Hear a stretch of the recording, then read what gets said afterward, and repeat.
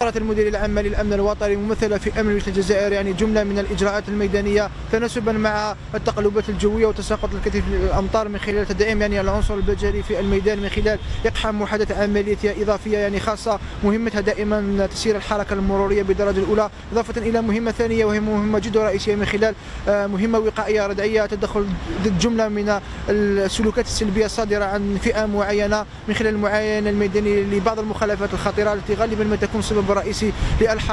للحوادث المروريه، اضافه الى الغلق